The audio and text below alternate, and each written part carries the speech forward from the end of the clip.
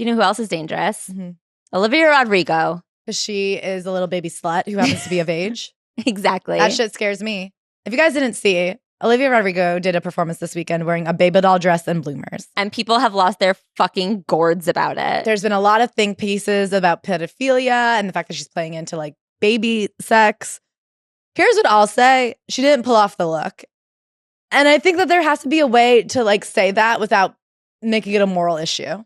Yeah, I guess the problem is I like what she's going for. I don't think she has what it takes to pull off that specific look. No. I guess, okay, what I mean by I like what she's going for is that I like that she's trying to figure out her identity as a rock star, not a pop star. Yes. And that is what I think she's going for. Yes, and I feel she was closer on the last round. Me too. I think that we can see her very actively trying. Since she first blew up with Driver's License, we've seen her trying to get away from like the pop star, sparkly leotard, high heels look. She performs in Doc Martens. She wears fishnets, ripped fishnets. She studded tries bells as hard as she possibly fucking can to make Dave her perfect hair Byrne. look messy. She wants her perfect hair to be messy so bad. but And it falls too perfect. it's like American Girl doll hair where you just cannot get that shit out of place. Here's my problem with the look is I felt immediately I saw it and I know all the kids were going, pedophilia, Lolita. I said, 2010's Tumblr. I feel that her stylist flew too close to the sun in trend predictions.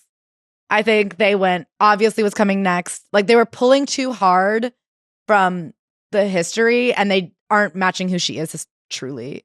I just feel like it works on Courtney Love because Courtney Love is like grungy looking. Like it works problem. on Effie Stone. I was watching The Old Loser in Brooklyn and she was pulling and that like I could see it. I go, oh, I've lived through the baby doll era and I know because as somebody who prefers stomach to legs, it was a really tough time for me. Yeah. You know what I mean? Skinny jeans, flats, and a baby doll cut was like a hit high school. And that was hard for me. Right. And so I knew exactly what she was pulling from. And it's what's coming next in the cycle of like recycled trends. Yeah. I mean, it's literally like the latest Chloe.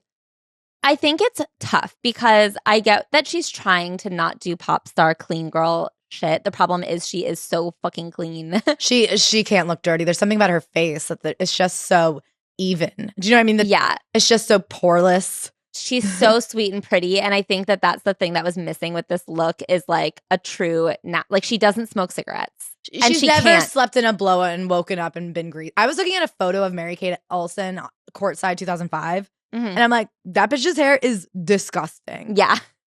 I want my hair to look like that. Like, it's my dream hair. Of But course. I'm like, it's greasy and it's gross. And Olivia Rodrigo just doesn't have it in her to look gross. That being said, I saw the photo everyone was mad about, and it's very much like she's on her knees. You can see her little bloomers, and it's like a sexy pose.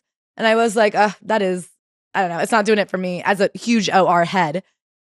When I saw the other photos of her just performing normally, I'm like, okay, she is just in a dress with boots. Yeah. It is so funny. I am like this one angle in this one moment where her undies are out, and it does feel a bit Yeah. It's not my favorite style. I get it. But I am like, okay, she wasn't out there in a diaper being like, me so baby, me so sexy. Yeah, the problem is I feel like there is a kind of disgusting, like, pedophile play that some people do where they, like, do little pigtails and they do baby talk and they, like, act like a little baby. And it's not illegal. If they're of age, you're allowed to do whatever you want.